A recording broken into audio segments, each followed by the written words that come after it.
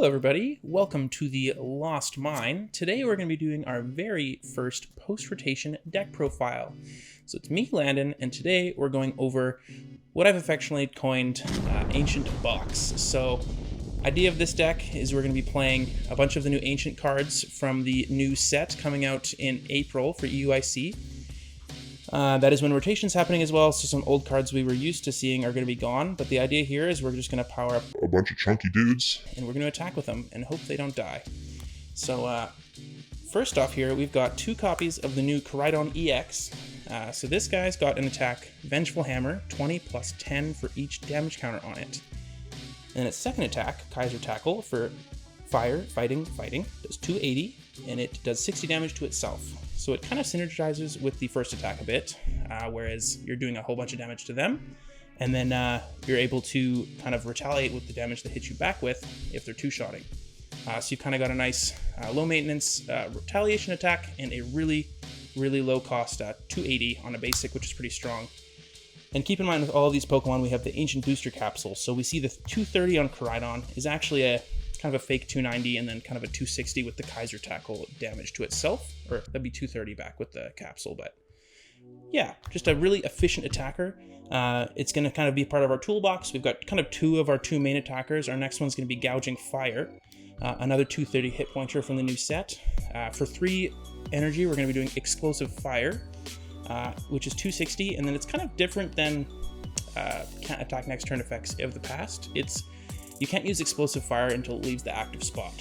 So in this case, you'd be playing a switch cart. You can move to the bench, get back to the active, and use Explosive Fire again. But with something like Technoblast on Genesect V, where it just has to wait a turn, you could just pass, draw, and then Explosive Fire the next turn. But this effect is static until the Gouging Fire moves. We also have an attack 2 for 60, Heat Blast, which is just kind of be a low maintenance 2 energy attack if you need to get some quick damage off. So we got 2 Gouging Fire, 2 Koraidon, and keep in mind these are all ancient tags, so they're going to work with our supporter Sada later. Going with the ancient theme, we've got a copy of Raging Bolt EX, another new one from the new set. A real bulky 240 hit points though, so with the booster capsule we're at 300, which is huge. Our first attack, Bursting Roar. Discard your hand and draw 6. Nice little consistency option. Kind of like a Squawk and Seize, just on an attack. If you're going second or something, you need to set up, draw some cards. This is a pretty good option. And then our second attack, Climatic Descent. We're going to be fighting lightning this time. So we've got fire, we've got fighting, and we've got lightning energies in this deck. But it works, trust. We've got 70 times the amount of energy we discard from all of our Pokemon. So kind of throughout the game, we're going to be building up energies, hopefully keeping them on the board because we're so bulky. And then we're able to do big one-shots with our Raging Bolt here. And then, yeah, so 240 though. That's the big number. We're hugely tanky with these guys. Next one up, kind of experimental. Might not be playing this one later, but we got Great Tusk.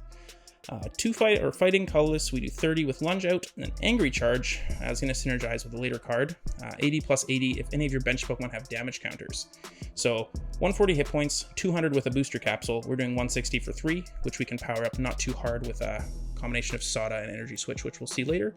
But yeah, pretty efficient one prizer. We're doing 160 for 3 on something that can have upwards or about 200 hit points. 140 without the booster capsule, still tanky enough. And we hit Fighting Weakness, which we don't hit otherwise, other than this Great Tusk. So pretty good one prize attacker, helps us skew the prize trade, and keep going that way. Next and only other one prize attacker is going to be the Sandy Shocks. Considering playing the Moltres, forget what set it's from, but you do 20 plus 90 if you have a damage counter under it. You don't hit with weakness with that one, neither does the Sandy Shocks, but anyways, Sandy Shocks, 120 hit point fighting type, 20 plus 70 more if you have 3 or more energy in play. So if you go attach plus Sada for 2 energies, you're hitting 90 with the 1 fighting, which is pretty strong. And then 2 for 60, you're probably never going to use because 1 for 90's better attack. But yeah, this is pretty similar to the Moltres. We're playing Magma Basin here to accelerate more energies, so that might be a better target, but it can't be sodded too. So I'm going to test that out, maybe get back to you guys on whether I think the Moltres or the Sandy Shocks is better. But pretty efficient one prize attacker for just the 1 energy. Kind of helps just smooth out your attackers, gives you a low maintenance option that you can use at pretty much any point, especially going second. Next up, just for support mons, we've got to have some consistency in here. So we got Mew EX. We got obviously the restart. Once to return, you can drop till 3.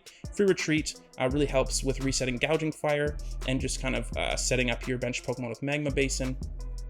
It's nice just to have that pivot between knockouts as well. We got Squawk and Seize. Most Turbo decks play this at this point. You can kind of think of this as close to Roaring Moon.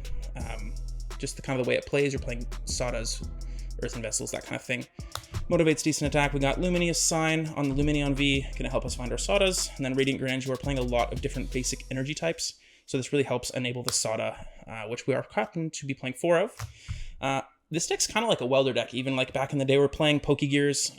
Kind of want a Palpad, don't have it in right now, but this is a pretty early list. I'm going to be testing as we go. We got 1 Boss, 1 Iono. I really like having Hand Disruption, and then in addition to Prime Catcher, having an extra boss out is really nice. And then for items, there's no other supporters because we're trying to Soda most other turns. We've got 4 Pokegear, 4 Earthen Vessel. This is going to really help enable all our different energy types. Pokegear helps us dig for Soda, maybe Boss Iono at some point as well. We've got the 4 energy switch. The thing with Soda is it's to 2 different Pokemon. So we can go Soda to 2 targets attached to our attacker for the turn, and then we can energy switch the 3rd energy from Soda to the attacker. Like if we had Gouging Fire and Koraidon on the bench, we go Soda to both, attached to the attacker, energy switch the other energy. We have 3 energies, we can attack going second, turn 1. We've got the 4 Ultra Ball and 3 Nest Ball and 1 Hisuian. The Hisuian, we're playing a lot of different one-ofs, so I kind of like it better than the 4th Nest. I like to have these 8 consistency ball cards, though. Really helps just setting up. And we got 3 Switch Cart and a Prime Catcher for switches. If anyone hasn't seen Prime Catcher, this card's broken. New A-Spec from the new set. You get to switch one of your opponent's bench with their active, like a boss, and then you also get to switch. So it's literally Guzma as an item on an A-Spec. Expect to see a lot of this card. So there's our 4 switchers there. Switch Cart's going to really help heal our really big bulkers. Just be careful with Koraidon EX's attack that you're not pushing yourself out of knockout range with the Switch Cart, but I'm sure you'll be able to figure that out on your own. And then 3 booster capsules, just kind of helps bulk our guys. Plus 60 hit points, can't be affected by special conditions. If that ever comes up, could be relevant. We're also playing 4 Magma Basin. Might not need this many, but with the energy switches, it kind of acts as our dark patch, so we can bump the state in they have, accelerate to our Gouging Fire. Maybe if we're playing Moltres, we'd have an extra Magma Basin target, so that might be a reason to play that instead of the Sandy Shocks. But then you're just able to power up more things, get more energies in play. And in terms of energies, we've got 6 Fire, 3 Fighting, and 2 Lightning. So mostly needs the Fires because we're doing Magma Basin as well as Soda, so we have 2 things that get back Fire. We've got 3 Fighting because Koraidon takes 2 Fighting. Great Tusk takes 1, Sandy Shocks takes 1, and we've got 2 Lightning for our lone copy of the Raging Bolt here. Yeah, you only ever need 1 of those. It's just so you don't prize it. I could see going to 1 and maybe playing the 4th Fighting, but then you're just kind of hedging which one you're going to prize more of. But yeah, so that is going to be our Ancient deck. So the first post-rotation deck we're going to be testing for EUIC. Please expect more of these coming out in addition to our regular podcast episodes, the Victory Road series. And yeah, we're going to be doing more gameplay videos with these new post-rotation decks. So yeah, lots to be excited for on the Lost Mine here. So yeah, if you enjoyed the video, please leave a like, subscribe to the channel, leave a comment, and maybe even share if you're feeling special. But this has been Landen with the Lost Mine, and have a great day.